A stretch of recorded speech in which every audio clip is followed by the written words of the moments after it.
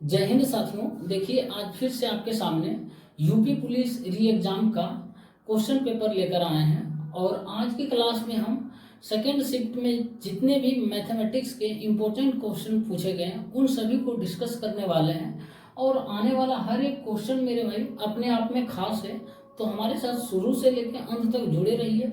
देखिए, हर एक क्वेश्चन में आपको कुछ ना कुछ नया तरीका सिखाऊंगा, ठीक है ना।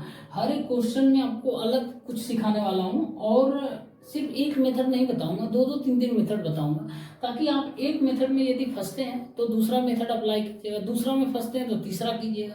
तो हर एक तरीके से आप प्रिपेयर्ड रहिए। आज की बढ़ती हुई कंपटीशन में आपको हर तरीके से प्रिपेयर्ड रहना पड़ेगा, तभी एग्जाम निकलेगा और क्वेश्चन सभी के सभी करके आइएगा, ठीक है ना। तो एक पर डिपेंड नहीं रहिए। देखिए, ये क्वेश्चन पहला क्वेश्चन है और इस तरीके का क्वेश्चन फर्स्ट शिफ्ट में भी पूछा गया था, ठीक है ना। तो देखिए फिर आ गया, लेकिन थोड़ा सा चेंज है यहाँ पर, ठीक। तो देखिए, आप स्टार्ट करते हैं मेरे भाई। और इस क्वेश्चन को स्टार्ट करने से पहले, आज के क्लास को स्टार्ट करने से पहले आप लोगों को याद दिला दें कि जो भी हमारे भाई हमारे चैनल पर नए हैं उनसे रिक्वेस्ट है, प्लीज़ आप मेरे चैनल को सब्सक्राइब कर लीजिए और जो है वीडियो को लाइक कर दीजिए और शेयर कर दीजिए, ठीक है ना। इतना तो कीजिए मेरे भाई, ठीक है ना। आपको लगता है थोड़ा सा भी बेनिफिट हो रहा है हमारे बताने से मेरे भाई, तो इतना कर दीजिए, वीडियो को लाइक और शेयर कर दीजिए, ठीक है ना।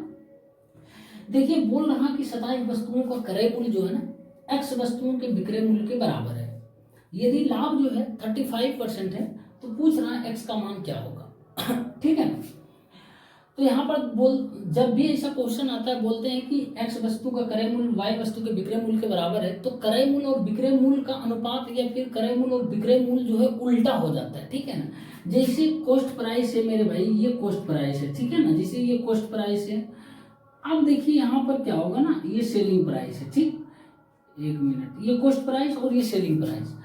देखिए यहाँ पर क्या हो जाएगा, ये कॉस्ट प्राइस 27 यहाँ पर नहीं होगा बल्कि विक्रय मूल्य वाला हो जाएगा, एक्स हो जाएगा, ठीक है ना। ये एक्स हो जाएगा मेरे भाई। अब जो है विक्रय मूल्य क्या हो जाएगा, 27 वाला हो जाएगा, क्रय मूल्य वाला हो जाएगा, तो 27 हो गया, ठीक है ना। अब देखिए, बोल रहा है कि यदि लाभ 35% है, लाभ 35% है तो किस पर होगा मेरे भाई, लाभ 35% है मतलब क्रय मूल्य पर ही तो 35% लाभ हुआ होगा, हुआ होगा। अब थोड़ा देर के मानिए कि x जो है ना क्रय मूल्य है, 27 जो है विक्रय मूल्य। अभी क्या बताएं कि उल्टा हो जाता है, क्रय मूल्य और विक्रय मूल्य उल्टा हो जाता है जब ऐसा क्वेश्चन है। तो क्रय मूल्य देखिए x है मेरे भाई, अब इस पर बोल रहा है 35% का लाभ कमाता है, तब जाके विक्रय मूल्य 27 हो जाता है, ठीक है ना। तो इस पर 35% लाभ कमाता है मतलब 135 बटे मेरे भाई 100, ठीक है ना। 135 बटे 100 बराबर कितना होता है मेरे भाई, यही सेलिंग प्राइस हो जाता है। जब 35% लाभ कमाने के बाद 27 रुपया हो जाता है। तो यहाँ से देखिए काटेंगे, 27 पचे 105, 35 20 बार में कट जाएगा, तो x बराबर कितना आ गया मेरे भाई, 20 आ गया, ठीक है ना। कोई ऑप्शन है, देखिए ऑप्शन नंबर ए हो जाएगा इसका करेक्ट आंसर। एक मिनट, अब देखिए ये तरीका हो सकता है कुछ छात्रों को ना समझ आए, कोई बात नहीं मेरे भाई, पैशंस रखिए। ये एक तरीका बता दिए, मुझे लगता है ये सबसे अच्छा तरीका। दूसरा तरीका मेरे भाई, ये ब्रह्मास्त्र है आपके लिए, हमेशा याद रखिएगा जो बताने वाले हैं, ठीक है ना। क्योंकि ये आपका बेसिक मेथड है और ये कहीं फेल नहीं करेगा। कोई भी परिस्थिति हो, कुछ भी आ जाए, आंधी तूफान बारिश कुछ भी, देखिए कॉस्ट प्राइस और सेलिंग प्राइस है। जैसे ये मेरे भाई कॉस्ट प्राइस और सेलिंग प्राइस है ना, है ना।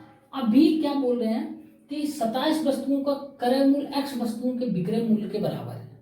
तो हम क्या बोले कि यहाँ पर मेरे भाई जो करना है ना, कॉस्ट प्राइस कितना है, 27 वस्तुओं का क्रय मूल्य कितने वस्तुओं के विक्रय मूल्य के बराबर है मेरे भाई, कितने वस्तुओं के विक्रय मूल्य, एक मिनट, हाँ ये उल्टा हो जाएगा ना, 27 हो जाएगा, ठीक है ना। अब देखिए कॉस्ट प्राइस सेलिंग प्राइस इतना आ गया। अब यहाँ पर देखिए, आप इसको बेसिक मेथड से लाभ निकालेंगे तो कितना परसेंट लाभ आएगा।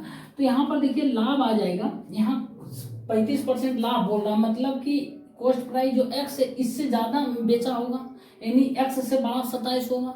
तो हम पहले लाभ निकाल लेते हैं, अंतर लेंगे तो 27 माइनस एक्स होगा, बड़का में से छोटका घटेगा, बटे कॉस्ट प्राइस पे निकालेंगे बटे x इंटू 100 करेंगे, तो ये लाभ होता है इतना, जो कि कितना परसेंट के बराबर है मेरे भाई, 35% के, है ना।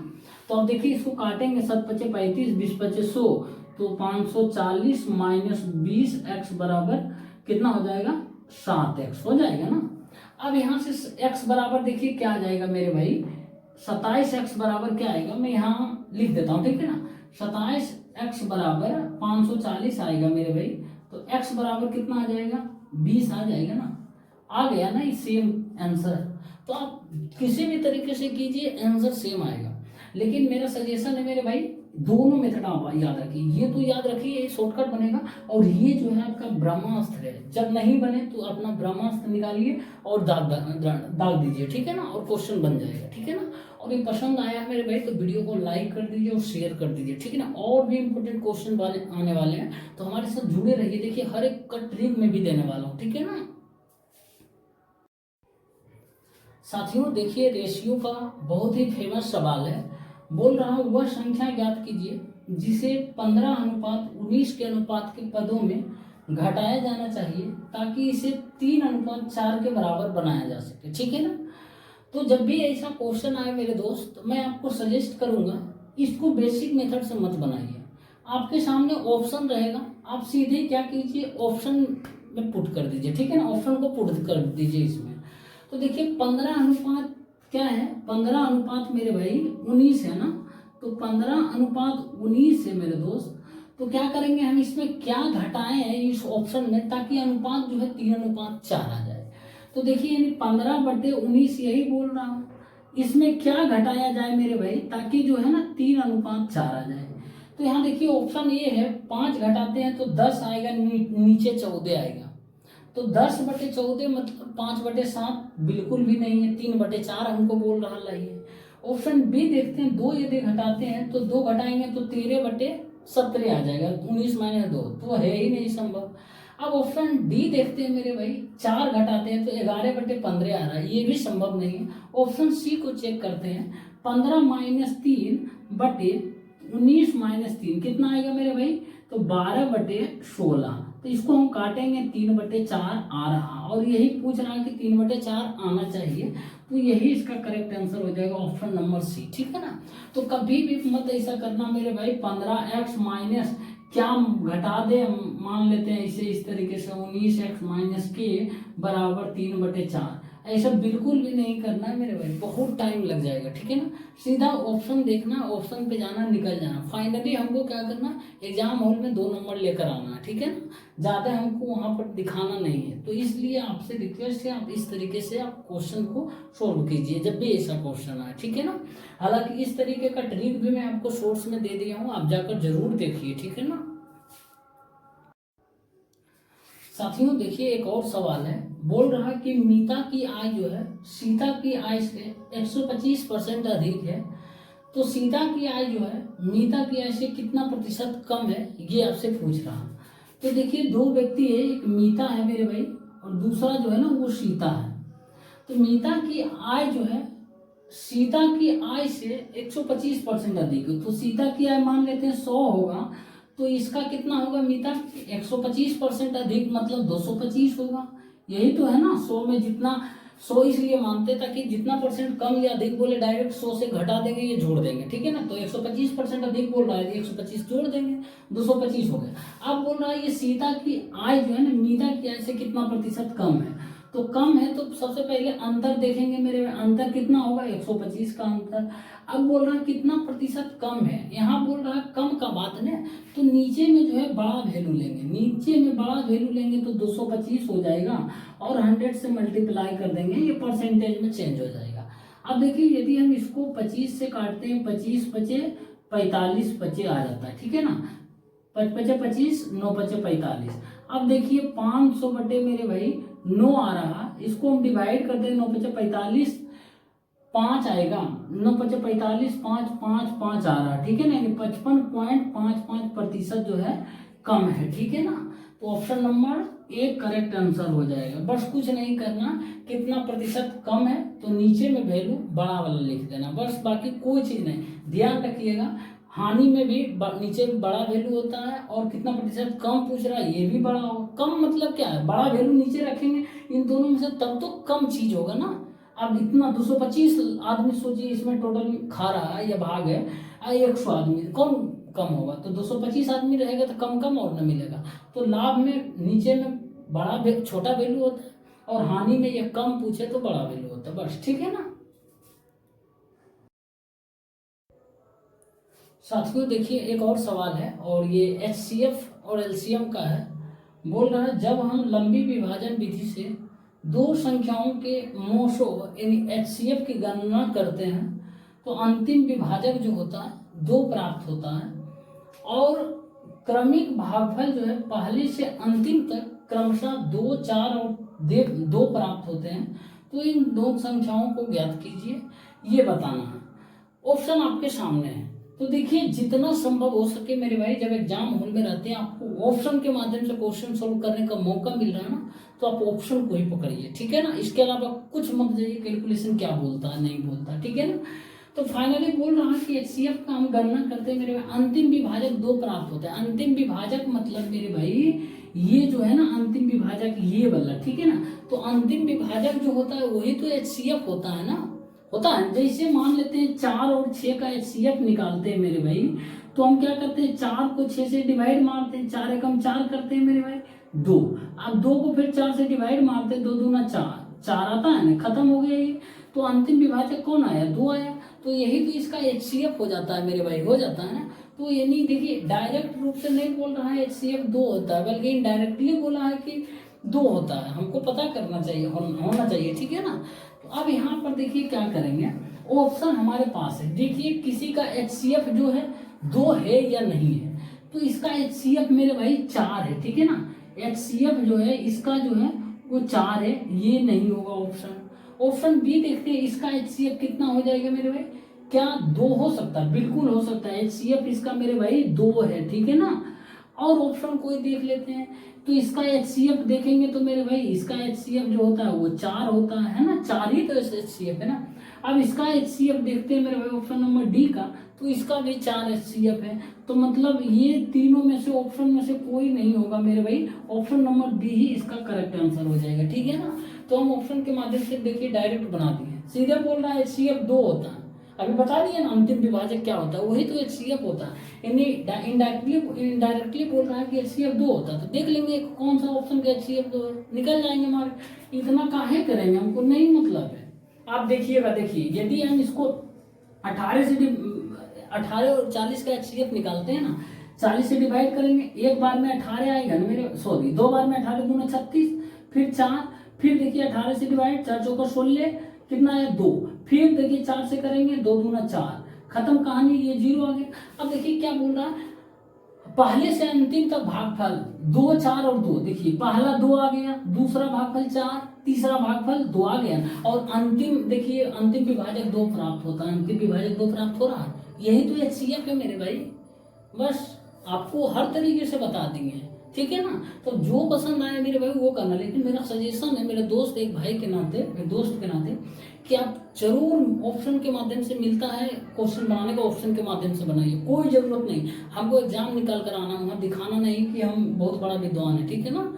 तो आप इस तरीके से करिए, ठीक है ना। और भी सिखाएंगे मेरे भाई, हमारे साथ जुड़े रहिए शुरू से लेकर अंत तक, और वीडियो को थोड़ा लाइक और शेयर कर दिया कीजिए, ठीक। साथियों एक और सवाल है और ये ट्रेन पर आधारित है।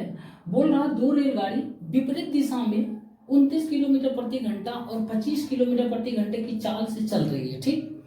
तेज गति वाली रेलगाड़ी जो है धीमी गति की रेलगाड़ी में सवार एक आदमी को 6 सेकंड में पार कर जाती है। तो तेज गति वाली रेलगाड़ी की लंबाई क्या है, ये आपसे पूछ रहा, ठीक है ना। तो यहाँ पर देखिए क्या करना है मेरे भाई, बहुत ही अच्छा क्वेश्चन है। इसमें देखिए मैं जो बताने वाला हूँ आप नोट कर लीजिए, क्योंकि कंफ्यूज कर जाइएगा इस तरीके का क्वेश्चन जब आएगा ना। हम डिस्टेंस के रूप में बता रहे हैं, डिस्टेंस क्या लेना है। अब देखिए असल में क्या होता है, समय बराबर क्या होता है मेरे भाई, दूरी बटे चाल, बस यही एक फॉर्मूला याद रखना, बाकी कुछ नहीं। और चाल यहाँ पर ध्यान रखिएगा, रिलेटिव स्पीड होता है। जब अपोजिट डायरेक्शन में 2 रेलगाड़ी चलती है तो उसका चाल जो है जुट जाता है, पता है। जब सेम डायरेक्शन में चलती है तो दोनों का चाल घट जाता है, ठीक है ना। तो यहाँ पर समय कितना है मेरे भाई 6, ठीक है ना, 6 समय बराबर। अब दूरी बराबर दूरी बटे चाल, दूरी क्या लेंगे यही आपको सिखाना है मेरे भाई इस क्वेश्चन में, बाकी कुछ है नहीं। तो दूरी ध्यान रखना मेरे भाई, जब कोई तेज रेलगाड़ी किसी धीमी रेलगाड़ी में बैठे एक व्यक्ति को पार करती है ना, तो दूरी के स्थान पे उस रेलगाड़ी की लंबाई लेते हैं जो उस आदमी को पार कर रही है। यानी तेज रेलगाड़ी की डिस्टेंस लेते हैं, ठीक है ना, दूरी के स्थान पर, यानी तेज रेलगाड़ी की लंबाई लेते हैं। ध्यान रखना, मैं फिर से बोल रहा हूँ, ये नोट कर लीजिए आप बात को कि जब दो रेलगाड़ी चलती है अपोजिट या सेम डायरेक्शन में, तो जो होता है मेरे भाई डिस्टेंस के रूप में हम लेते हैं जो उस धीमी रेलगाड़ी में बैठे व्यक्ति है ना, उस रेलगाड़ी की दूरी नहीं लेते हैं, उस रेलगाड़ी की लंबाई नहीं लेते, जो उसको पार कर रही है। तो पार कौन? तेजी रेलगाड़ी तो कर रही होगी ना, तो तेज रेलगाड़ी पार कर रही है मेरे भाई, तो तेज रेलगाड़ी की ही डिस्टेंस लेंगे यहाँ पे, लंबाई उसके अथी पर। तो यही पूछ रहा, तेज रेलगाड़ी की लंबाई मान लिए डी है, तो यही तो फाइनली पूछ रहा रेलगाड़ी की लंबाई क्या, तो डी ही आने देते हैं। चाल अब देखिए अपोजिट डायरेक्शन में मेरे भाई दोनों का चाल जुट जाएगा, ठीक है ना, तो चाल हो जाएगा 29 प्लस 25 कितना आएगा मेरे भाई? 54 आएगा। अब 54 किलोमीटर प्रति घंटा है मेरे दोस्त, तो यहाँ पर सेकेंड में है, हमको मीटर में लाना है, तो यहाँ पे मीटर प्रति सेकेंड में बदलना पड़ेगा, तो 5/18 से मल्टीप्लाई करेंगे, ठीक है ना। अब सब सेम यूनिट में आ गया। अब देखिए इसको काट देंगे, 18 दिया 54 आ गया मेरे भाई, तो यहाँ पर क्या होगा, 3 × 5 = 15, 6 × 90 आ गया, ठीक है ना। तब यहाँ पर डी बराबर आ गया मेरे भाई 90 मीटर हो जाएगा इसका करेक्ट आंसर, ठीक है ना, जो कि वो तेज रेलगाड़ी है उसकी लंबाई होगी। आपसे यही पूछ रहा तेज गति वाली रेलगाड़ी की लंबाई क्या है, तो 90 मीटर करेक्ट आंसर। इस क्वेश्चन को देने का पर्पस मेरा मेरे भाई ये डिस्टेंस बताना था, और डिस्टेंस आप नोट कर लीजिएगा, फिर से वीडियो बैक करके आप वो चीज़ लिख लीजिए, बहुत ही काम देगा। मैं जो बोल रहा हूँ मेरे भाई उतना कीजिए, ठीक है ना। उसके बाद आप एग्जाम हॉल में ये मॉक टेस्ट मारिएगा, तब मुझे याद कीजिएगा कि नहीं भाई जो भी क्वेश्चन देता था सब छूट कर देता था, और सभी पे कुछ ना कुछ सीखने को मिलता था, ठीक। साथियों देखिए एक और सवाल है, और ये कंपाउंड इंटरेस्ट का बहुत ही सिंपल सवाल है। बोल रहा 53,240 रुपये की राशि जो है 3 वर्षों में 10% चक्रवृद्धि ब्याज जो कि वार्षिक रूप से संयोजित होता है उस पर जमा की जाती है, तो मूलधन राशि क्या है, यानी मूल राशि क्या है, ये पूछ रहा है, यानी प्रिंसिपल पूछ रहा है। तो देखिए कंपाउंड इंटरेस्ट में 3 वर्षों के लिए पूछ रहा है, तो 10% बराबर क्या होगा मेरे भाई, सबसे पहले 1/10 होगा। अब देखिए क्या है ना, 1/10 है ना, अब इसको हम क्या करेंगे, कोई धन 10 से मेरे भाई 11 हो जाता है, ठीक है ना, 10 से 11 हो जाता है, ठीक है ना। अब ऐसे कंपाउंड इंटरेस्ट में क्या है ना, सबसे पहले रेट को देखिए, रेट को फ्रैक्शन में बदल लीजिए, और कोई राशि जो है 10 से 11 हो जाता है, कितने वर्षों में, 3 वर्ष। 3 वर्ष बोले तो क्यू कर देना है पावर, ठीक है ना, 2 वर्ष बोलता पावर 2 कर देते, ठीक है ना। अब जो है ये राशि मेरे भाई कितना हो जाता है, 1000 से कोई 1331 हो जाता है। अब ये प्रिंसिपल था मेरे भाई, और ये अमाउंट हो जाता है, यानी 10 से 11 हो जाता है, मतलब ये प्रिंसिपल पहले 1000 था, तो अमाउंट कितना आ गया 1331। तो इन दोनों के बीच का डिफरेंस क्या होता है मेरे भाई, इंटरेस्ट होता है ना, इंटरेस्ट होता है। खैर इंटरेस्ट आपसे पूछा नहीं है, तो बोल रहा है 53,240 रुपये की राशि 3 वर्षों में इतना जमा की जाती है, तो मूल राशि क्या है, यानी आपसे पूछ रहा है मेरे भाई 53,000, 13 चौका 52, हाँ 4, ठीक है। अब देखिए ये अमाउंट दिया है 53,240 रुपया है मेरे भाई, तो 53 ये आपका दिया हुआ 1331 बराबर 53,240, ठीक है ना। तो आपसे मूल राशि पूछ रहा, मतलब ये 1000 का वैल्यू पूछ रहा, यही तो मूल राशि है ना। तो मेरे भाई 1 बराबर कितना आ जाएगा, 40 आ जाएगा, 40 ही आएगा ना। आप देखिए 4 × 12 2 बाकी 13 52 53, 1 बराबर 40, तो 1000 बराबर कितना आ जाएगा मेरे भाई, 40,000 रुपया आ जाएगा, ठीक है ना, 40,000 रुपया आ जाएगा। इसका answer option number C correct हो जाएगा, ठीक है ना। बस कुछ नहीं था, बहुत ही सिंपल सवाल था, ठीक है ना। पसंद आया मेरे भाई तो लाइक कर दीजिए वीडियो को।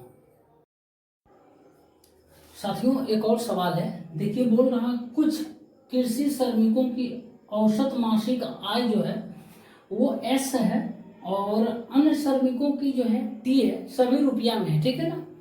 यदि कृषि श्रमिकों की संख्या जो है अन्य श्रमिकों की तुलना में 11 गुना है, तो आपसे पूछ रहा है सभी श्रमिकों की औसत मासिक आय कितनी है, ये बताना।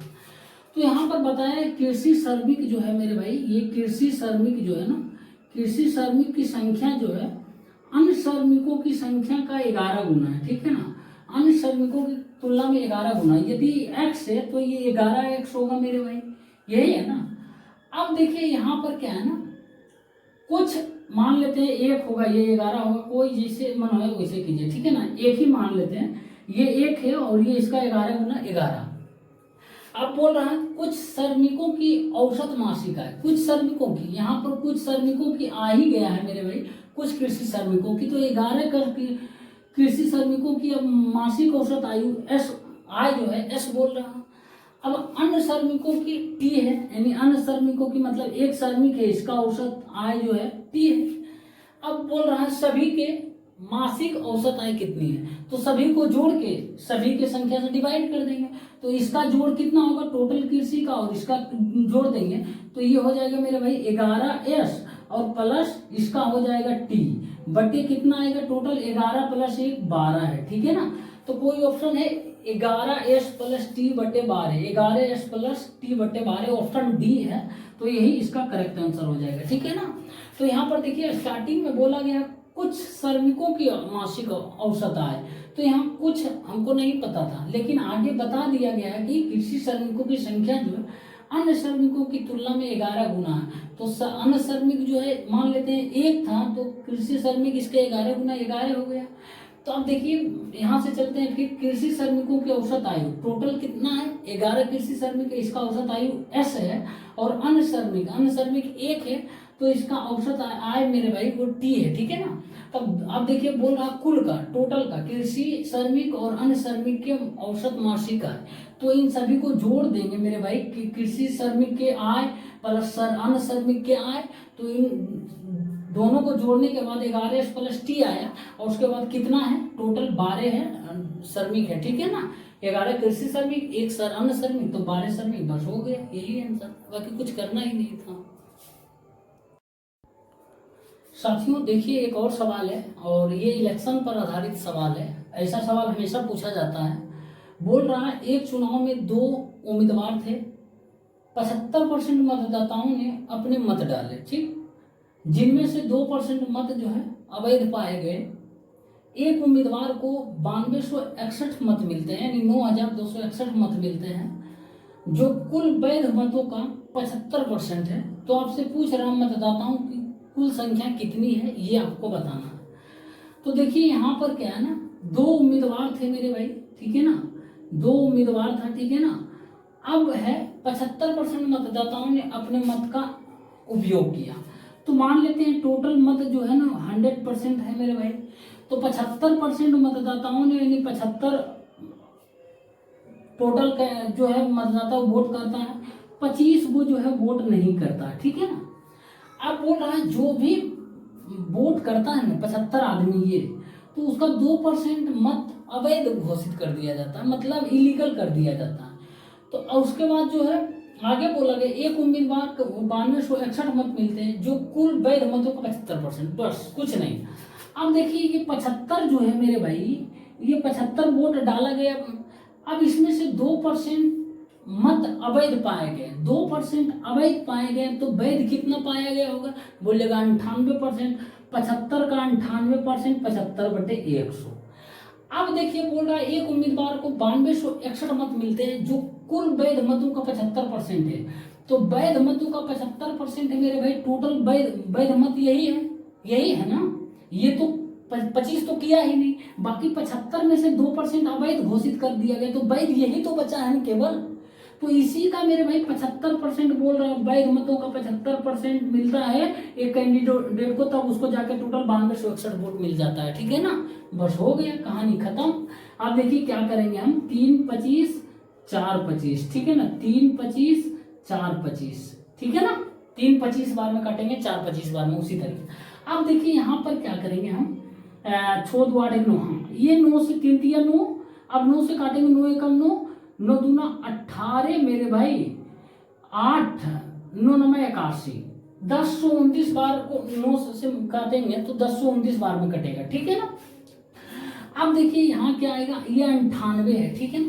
अब ये और कटेगा मेरे भाई, ये 98 है, तो एक बार में 98 मेरे भाई 4 आ गया ना, 1/2, ठीक है ना, कोई बात नहीं। 98 2 14 से काटते हैं, 98 4, हाँ 7 से काटते हैं, 64 98, 7 एकम 7, 3 7 चौक 28, 4 7 49। अब देखिए 21 कितना होगा, 7 से काटेंगे, 2 सती 14, 7 दूना 14, 7 एकम 7। अब देखिए यहाँ 2 4 4 21 है, तो ये कितना, ये परसेंटेज में मेरे भाई याद रखना 75, ये इतना बराबर कितना हो जाएगा 1 मिनट, तो 4 4 8 8, ये 2 से काट देते हैं सीधी सी बात, तो 8 गुने 21 कितना आएगा, 8 8 गुना 16, तो 1% बराबर आ गया मेरे भाई 168। तो 100% टोटल पूछ रहा है कितना मतदाता था, तो 100% बराबर मेरे भाई 168 मेरे दोस्त माफी चाहता हूँ, ये थोड़ा खिचड़ी हो गया है, आप खुद काट लीजिए, बहुत ही सिंपल है काटने में, ठीक है ना, कुछ है नहीं, बस थोड़ा बोर्ड में जगह कम है और ये काटने में थोड़ा सा गड़बड़ हो गया, तो आप इतना आ गया, ठीक है ना। 100 यहाँ पर ध्यान दीजिएगा, 100 टोटल माने तो एक का वैल्यू या तो छोड़ दीजिए, परसेंटेज छोड़िए, हटाइए, आपको लगता है यहाँ परसेंटेज नहीं लिखे तो कोई बात नहीं, एक का वैल्यू 168 आया ना, तो माने थे टोटल कितना मतलब था 100 माने, तो 100 बराबर 168 option number C correct answer, ठीक है ना। तो ध्यान दीजिएगा, जैसे जैसे बोल रहा हूँ उसी से करना, क्वेश्चन बन जाता है, बहुत ही अच्छा ये क्वेश्चन है, पूछा जाता है, और भी प्रैक्टिस करवाएंगे, ठीक है ना। साथियों देखिए फिर आपके सामने क्वेश्चन आ गया चोर और सिपाही का, ठीक है ना। इस तरीके का हम लोग ऑलरेडी बहुत सारा सवाल कर चुके हैं सेट प्रैक्टिस में, तो फिर आ गया है, कोई बात नहीं, फिर बताएंगे, और तब तक बताते रहेंगे आप लोगों को जब तक कि आपको पूरी तरीके से एकदम ये माइंड में सेट ना हो जाए, ठीक है ना। देखिए 250 मीटर की दूरी से एक पुलिसकर्मी द्वारा एक चोर को देखा जाता है।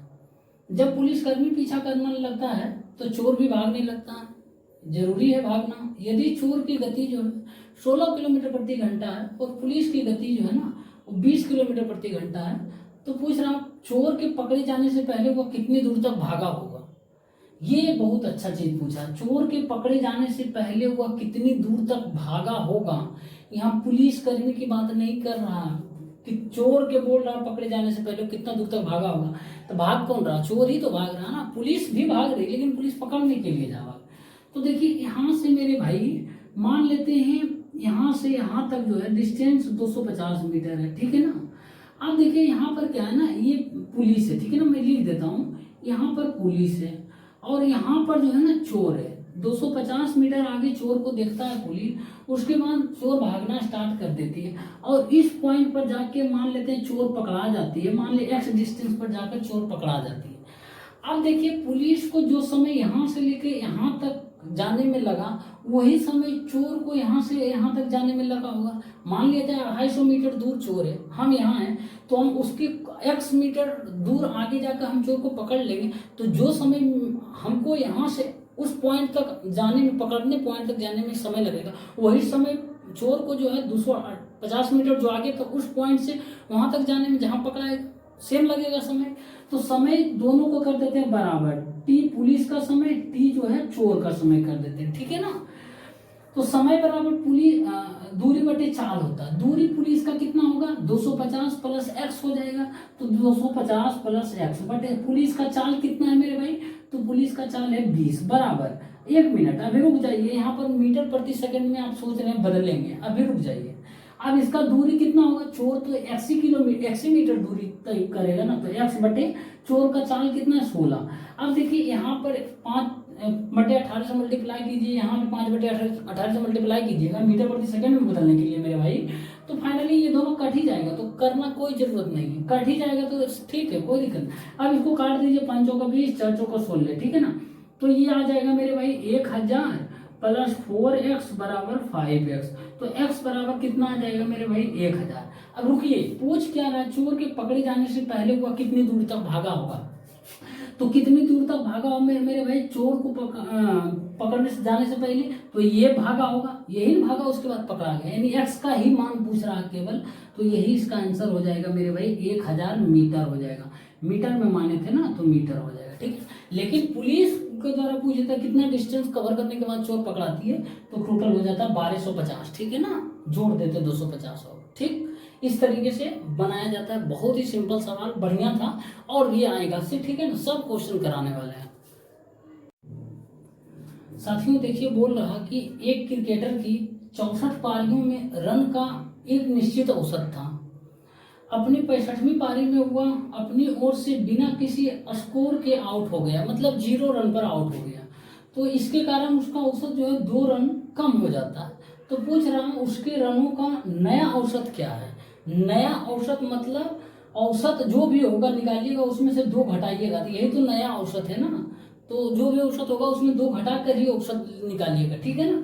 तो देख लीजिए 64 पारियों में, मान लेते हैं 64 पारियों में खिलाड़ियों का जो है, क्रिकेटर का औसत रन x था, ठीक है ना। अब बोल रहा 65वीं पारी में मेरे दोस्त, 65वीं पारी में ये 64 पारी तक, यहाँ से यहाँ तक 64 पारी होगा। अब 65वीं पारी में ये 0 रन बनाता है, तो 65 पारी का औसत जो है 2 रन कम जाता है, x-2 हो जाता है। तो यहाँ पर देखिए क्या होता है ना, x-2 हो जाता है। तो आपसे पूछ रहा x का मान सबसे पहले निकाल लेते हैं। 64 का मान यहाँ रख देते हैं, 64x हो जाएगा टोटल। तो ये हो जाएगा मेरे भाई 65x-130 हो जाएगा, मल्टीप्लाई करेंगे तो x बराबर कितना आ जाएगा मेरे भाई, 130 आ जाएगा। लेकिन ध्यान रखिएगा, ये जो स्टार्टिंग वाला औसत आया है, पूछ रहा है नया औसत, तो नया औसत यही x-2 है मेरे भाई। तो 2 घटा देंगे तो 128 हो जाएगा इसका नया औसत। देखिए ऑप्शन नंबर सी ये करेक्ट आंसर हो जाएगा। ऑप्शन नंबर बी भी 130 है, देखिए फंसाने के लिए, लेकिन डायरेक्ट बहुत सारे स्टूडेंट्स इसमें गलती कर देंगे, डायरेक्ट x का मान निकालेंगे, यानी औसत है तो 130 मार देंगे, लेकिन नया औसत पूछ रहा है यानी x-2 तो 128 होगा, ठीक है ना। साथियों देखिए एक और सवाल आ गया है कंपाउंड इंटरेस्ट का, ये भी बहुत ही सिंपल। देखिए यदि पिछले क्वेश्चन देखे होंगे ध्यान से तो ये क्वेश्चन आपसे खुद बन जाएगा, ठीक है ना। बोल रहा है 2 वर्ष बाद चक्रवृद्धि ब्याज जो कि वार्षिक रूप से संयोजित होता है कि 10% दर पर 4840 रुपया हो जाती है, मतलब 4840 रुपया हो जाती है। तो मूल राशि क्या है, नहीं आपसे पूछ रहा है मूलधन यानी प्रिंसिपल। तो ये अमाउंट दिया है 4840। अब देखिए सबसे पहले रेट क्या होता है वो लिख लेना 10%। 10% को फ्रैक्शन में तोड़ लेना तो 1/10। अब देखिए कोई राशि 10 से मेरे भाई 11 हो जाती है, तो कितने वर्ष बाद, तो 2 वर्ष बाद। तो 2 वर्ष बाद इसका स्क्वायर कर दीजिए, सीधी सी बात। तो देखिए कोई राशि 100 से मेरे भाई 121 हो गया, ठीक है ना। तो ये क्या होगा मेरे भाई, ये प्रिंसिपल होता है और ये अमाउंट होता है, और इन दोनों के बीच का जो डिफरेंस होता है वो इंटरेस्ट होता है, यानी कंपाउंड इंटरेस्ट होगा यहाँ पर। तो यहाँ बोल रहा है कि कितना हो जाता है मेरे भाई 4840, यानी अमाउंट दिया हुआ 121 का वैल्यू है 4840 मेरे भाई। तो आपसे पूछ रहा है 100 का वैल्यू कितना होगा, तो 100 का वैल्यू हो जाएगा आपसे मेरे 4840/121 इंटू 100, यही तो होगा मेरे भाई। तो 4 से 40 बार में काट देंगे, 4 से कटेगा 484, 1 0, तो 40 गुने 100 कितना आएगा मेरे भाई, 4000 रुपया आ जाएगा, ठीक है ना।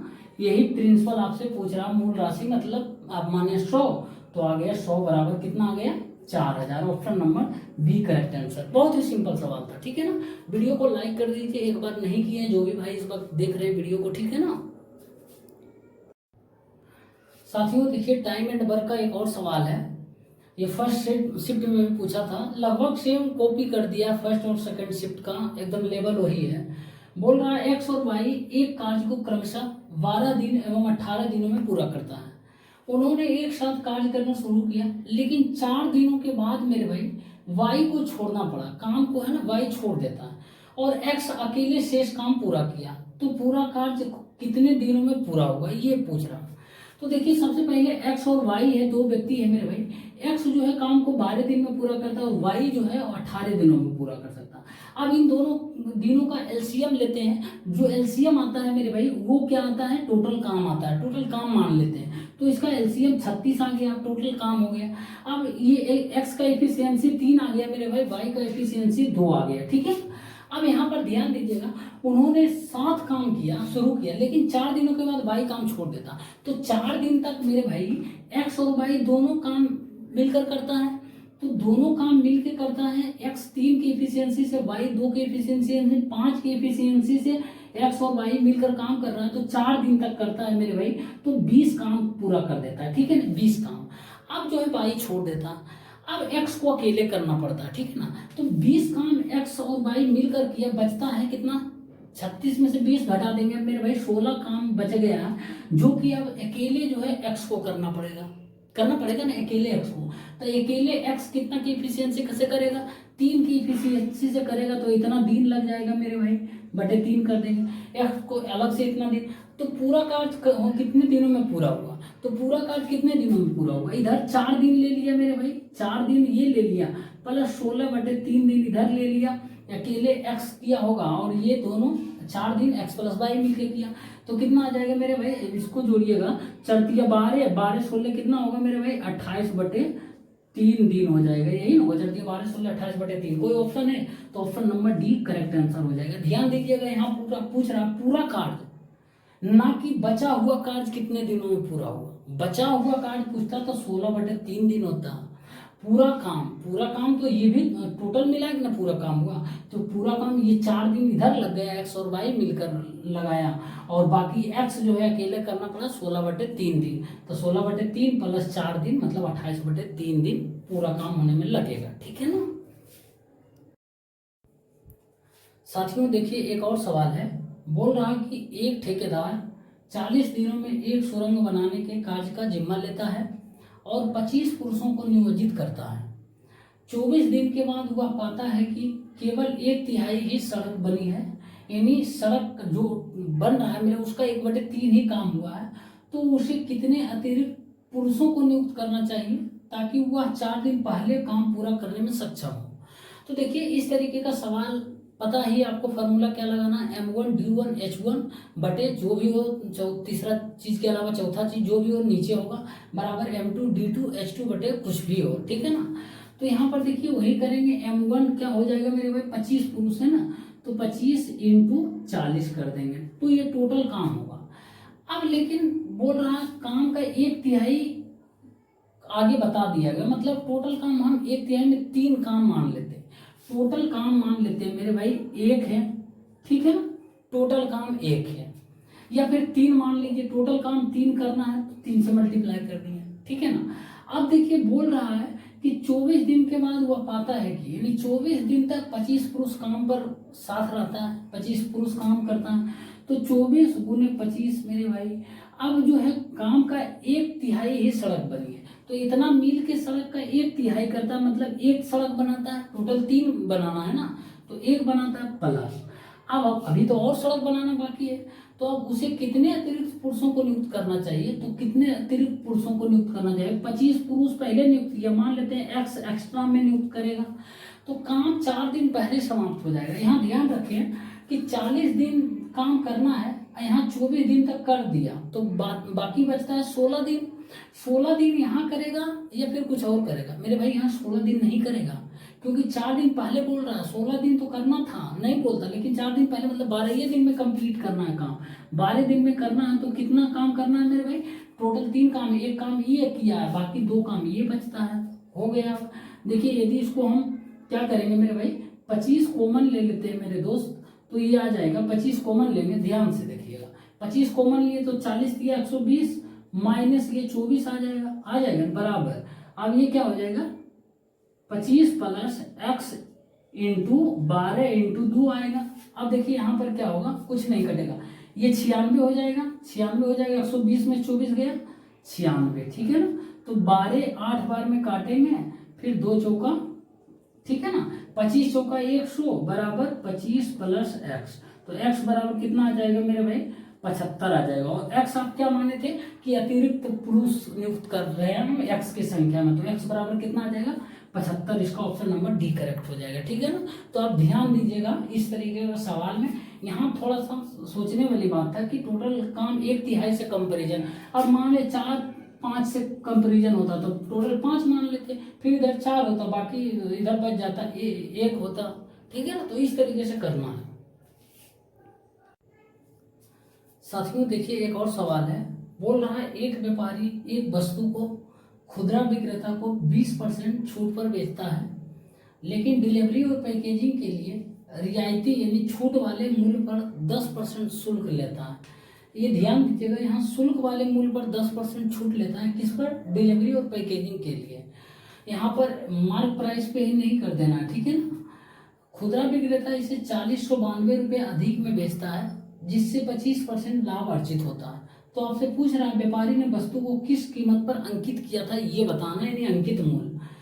तो यहाँ पर अंकित मूल्य मान लेते हैं मेरे भाई x है, ठीक है ना, अंकित मूल्य मान लेते हैं x है, ठीक है ना, ये अंकित मूल्य रहने दीजिए। तो अंकित मूल्य जो है मेरे भाई x मान लेते हैं थोड़ा देर के लिए। तो ये अंकित मूल्य पर कितना दे रहा है, 20% छूट देता है। ध्यान रखिएगा, जब भी कोई छूट दिया जाता है ना तो 99% केस में मार्क प्राइस पे ही छूट देगा, कॉस्ट प्राइस पे कभी छूट दे सकता है। सोचिए जितना में खरीदेगा उतना तो देगा नहीं, उस पर छूट जो भी देगा मार्क प्राइस करेगा, उस पर लगाएगा छूट। तो एक्स मान लेते हैं मार्क प्राइस था और इस पर 20% छूट देता है, 4/5 में ये देता है। लेकिन क्या करता है, डिलीवरी और पैकेजिंग के लिए 10% शुल्क लेता है, और डिलीवरी और पैकेजिंग के लिए 10% रियायती यानी छूट वाले जो पैसा होता है इस पर 10% लेता है, यानी 4x/5 का 10% लेता है, 1/10 इतना लेता है पैकेजिंग के लिए, ठीक है ना, और डिलीवरी के लिए। तो उसके बाद खुदरा विक्रेता इसे 4092 रुपये अधिक में बेचता है। अब खुदरा विक्रेता के लिए ये क्या हो गया, कॉस्ट प्राइस हो गया। तो इसको मेरे भाई 4092 रुपये में अधिक बेचता है, ये कॉस्ट प्राइस टोटल हो गया ना खुदरा विक्रेता के लिए। तो इसको 4092 रुपये अधिक में बेचता है, तो उसको लाभ कितना होता है मेरे भाई, 25% का लाभ होता है। तो 25% का लाभ होता है का मतलब क्या है, जो इसका कॉस्ट प्राइस है इसी पर 25% का लाभ होगा। तो कॉस्ट प्राइस कितना था, 4x/5 प्लस 4x/5 इंटू 1/10, इसी पर जो है 25% का लाभ होगा, मतलब 125/100 का मतलब 5/25 4/25, ठीक है। हाँ, 25% लाभ का मतलब 5/4। अब देखिए यहाँ पर क्या है ना, अब कुछ नहीं करेंगे, यहाँ पर इसको मिटा रहे हैं।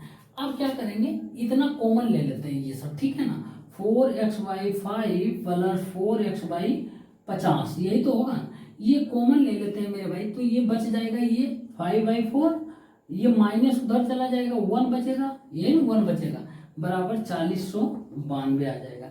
अब इसको 1/4 हो जाएगा, एलसीएम लेंगे तो सीधे 1/4 लिख रहे हैं, ठीक है ना, इसको 1/4 लिख रहे हैं, ठीक। अब यहाँ पर क्या करेंगे, इसको एलसीएम लेंगे तो कितना हो जाएगा मेरे भाई, 50 एलसीएम, तो 10 चौका 40 पर 44x/50 आएगा, ठीक है ना। ये भी लिख देते हैं, इसे जगह कम है, 44x/50। अब देखिए यहाँ से काट देंगे, 11 बार में कटेगा मेरे भाई, 11 33 अगर 77 तो 77 11 दूना 22, 372 को जब हम 50 से मल्टीप्लाई करेंगे मेरे भाई तो x बराबर आ जाएगा 186,000 आ जाएगा, ठीक है ना। और x क्या माने थे आप, मार्क प्राइस माने थे, तो मार्क प्राइस कितना आ गया 18,600। देखिए मल्टीप्लाई कीजिए, 15 10 के 0 बाकी 1, 7 5 35 36 के 6 बाकी 3 15 15 3 18, 1 0 लास्ट में होगा तो हो जाएगा 18,600, ठीक है ना। तो इस तरीके से करना है। साथियों देखिए एक और है सवाल, बोल रहा है एक व्यक्ति ने एक वस्तु को 20% हानि पर बेचा, यदि वह इसे 1200 रुपया अधिक में बेच सकता तो उसे 5% का लाभ होता। तो पूछ रहा वस्तु का क्रय मूल्य क्या है, यानी कॉस्ट प्राइस क्या है। तो देखिए एक वस्तु को जो है ना 20% हानि पर बेचता है, तो 20% हानि पर बेचता, मान लेते हैं क्रय मूल्य जो है मेरे भाई 100 है, तो 20% हानि पर बेच रहा मतलब क्या, 80 रुपये में वो बेच रहा, ठीक है ना, 80 रुपये में वो बेच रहा। यदि वो 1200 रुपये अधिक में बेचता तो उसे 5% का लाभ होता है, यानी 5% का लाभ होता है मेरे भाई, मतलब कि 105 वो कमाता। अब देखिए 1200 रुपये अधिक किसके कारण बेच रहा, ये 105 रुपये और ये 80 रुपये, इसी दोनों के बीच के अंतर के कारण वो 1200 रुपये अधिक में बेच रहा। बोल रहा है यदि वो 1200 रुपये अधिक में बेचता तो 5% का लाभ होता। तो यानी इन दोनों के अंतर के कारण ही वो 1200 रुपये अधिक बेच रहा है मेरे भाई। तो इन दोनों का अंतर कितना हो जाएगा, 25 का अंतर है, जो कि 1200 के बराबर मेरे भाई। तो आप क्या माने थे, 100 कॉस्ट प्राइस क्या माने थे, 100% माने थे। तो 100 बराबर कितना हो जाएगा मेरे भाई, 4800 रुपया हो जाएगा, ठीक है ना। 4 से मल्टीप्लाई किए हैं, इधर भी 4 से मल्टीप्लाई कर देंगे, तो 4800 रुपया, option number C correct answer. Simple था क्वेश्चन। साथियों देखिए इस तरीके का सवाल भी कभी कभी भटका क्वेश्चन आ जाता है। बोल रहा है 2 पे पावर 2 इंटू 3 पे पावर 5 इंटू 5 पे पावर 3 और 2 पे पावर 4 इंटू 3 पे पावर 2 इंटू 5 का HCF क्या होगा। तो HCF ध्यान रखना मेरे भाई, सभी में हो और सबसे छोटा हो, उससे नजदीक हो। जैसे सभी में क्या है 5 है मेरे भाई, 5 लिख दिया। पावर सबसे कम जो है वही लिख देना। 5 में सबसे पावर कम कौन है, तो 1 है मेरे भाई, 1 लिख दिए। अब जो है देखते हैं 3 है, सभी में दोनों में 3 है तो 3 लिख दिए मेरे भाई। पावर कम सबसे कम है तो पावर है 2 है तो 2 लिख दिए, ठीक है ना। फिर 2 देखिए दोनों में क्या कॉमन है, 2 है तो 2 लिख दिए मेरे भाई। पावर किस में सबसे कम है मेरे भाई, तो 2 पे पावर 2 में सबसे कम है, बस हो गया। यही तो HCF है मेरे भाई, हाईएस्ट कॉमन फैक्टर। 2 पे पावर 2, 3 पे पावर 2 इंटू 5 पे पावर 1। तो ऑप्शन नंबर बी इसका करेक्ट आंसर। ये तो ऐसी 7 तो होगा ही नहीं मेरे भाई, 8 तो होगा ही नहीं, कोई सेंस ही नहीं बनता। 8 बोल रहा है लेकिन 5 भी लेना है, 5 है ही नहीं। अब 5 इसी में ऑप्शन नंबर बी में ही केवल है, तो यही करेक्ट हो जाएगा। कुछ नहीं, कॉमन सेंस, नहीं भी पता तो भी बन जाएगा ये। साथियों एक और सवाल है देखिए, और ये यूपी पुलिस सेकंड शिफ्ट का लास्ट सवाल है साथियों। और उम्मीद करते हैं कि आज जितना भी बताएं क्वेश्चन सभी के सभी समझ आया होगा और आप नोट्स में लिखे होंगे जो भी इंपॉर्टेंट पॉइंट बताएं, ठीक है ना। एक बार और याद दिलाते हैं आप लोगों को, जो भी भाई अभी तक वीडियो को लाइक नहीं किए हैं वो लाइक कर दीजिए और हमारे चैनल को सब्सक्राइब कर दीजिए, ठीक है ना। तो देखिए बोल रहा है एक गाँव के व्यापार में एक आदमी है ना, वो 5,125 रुपये की कुल राशि में एक घोड़ा और एक ऊँट खरीदता है, ठीक। उसने घोड़े को 25% लाभ पर और ऊँट को 20% की हानि पर बेच दिया। यदि दोनों जानवरों को समान मूल्य पर बेचता है तो सस्ते जानवर का क्रय मूल्य कितना है। यहाँ ध्यान दीजिएगा, दोनों जानवरों को समान मूल्य पर बेचता है, यानी विक्रय मूल्य बराबर है मेरे भाई। तो मान लेते हैं ये जो है पहले का कॉस्ट प्राइस जो है ना, अब पहले का घोड़ा मान लीजिए H, मान लीजिए कॉस्ट प्राइस ऑफ हॉर्स मान लीजिए मेरे भाई, और कॉस्ट प्राइस ऑफ किसका हो जाएगा, आपका ऊंट हो जाएगा, कैमेल, ठीक है ना। C से हम लिख दिए। अब देखिए दोनों का जो है सेलिंग प्राइस बराबर है, कॉस्ट प्राइस को फिलहाल ये है। अब देखिए घोड़ा को है ना 25% लाभ पर बेचता है, तो इसका विक्रय मूल्य क्या हो जाएगा, तो कॉस्ट प्राइस CP मान लीजिए, इसका विक्रय मूल्य हो जाएगा 125/100 हो जाएगा। ये क्या आ गया, अब विक्रय मूल्य आ गया, इतना पर बेच रहा। अब ऊँट को 20% हानि पर बेच रहा, कॉस्ट प्राइस इतना है मेरे भाई, तो इसका ये 20% हानि पर बेचता है, मतलब 80/100, यही तो है ना। अब यही दोनों विक्रय मूल्य है, ये भी विक्रय मूल्य, दोनों विक्रय मूल्य बोल रहा है बराबर है, बोल रहा है समान है, बस कुछ नहीं। अब घोड़ा और कैमल का जो निकाल लेते हैं कॉस्ट प्राइस, ठीक है ना, तो कितना आ जाएगा 16/85, 25/25 से 125, 16/25 आ जाएगा। अब देखिए इन दोनों का क्रय मूल्य आ गया मेरे भाई 16/25 41, जो कि बोल रहा कितने के बराबर है, 5,125 का मेरे भाई। देखिए कितना सिंपल तरीके से बता देंगे, ठीक है ना। तो यहाँ पर 41 बराबर 5125 है, तो सस्ते जानवर का क्रय मूल्य, सस्ते जानवर क्या हॉर्स ही होगा, 16, यही तो सबसे सस्ता है ना, दिख रहा है ना।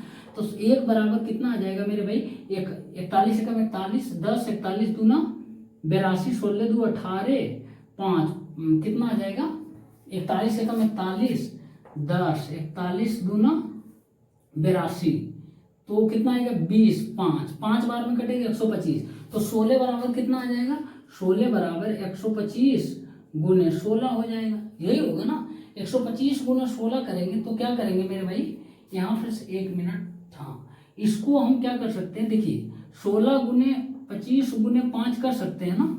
अब 25 को क्या करेंगे 100/4 लिख सकते हैं ना। अब देखिए 4 बार में कट जाएगा, 5 चौका 20, 2 0 हो जाएगा, 2000 आ जाएगा, option number A correct answer, ठीक है ना। 125 गुने 16 मल्टीप्लाई करने के इसको क्या किए 16 गुने 25 गुने 25 कर सकते हैं, 25 को 100/4 लिख सकते हैं ना। तो 4 से हमको 16 पता है कटेगा, इसलिए 100/4 किए, ठीक है ना। तो यहाँ काट दिए सीधे, कोई कैलकुलेशन की जरूरत नहीं, ठीक है ना। तो उम्मीद करते हैं साथियों आज की क्लास में जितना भी बताएं सभी के सभी समझ आए, और मेरे मेहनत से मेरे भाई थोड़ा सा भी आपको बेनिफिट हो रहा तो वीडियो को शेयर कर दीजिए, ठीक है ना। तो मिलते हैं फिर नेक्स्ट क्लास में कुछ नए लेकर, तब तक के लिए धन्यवाद।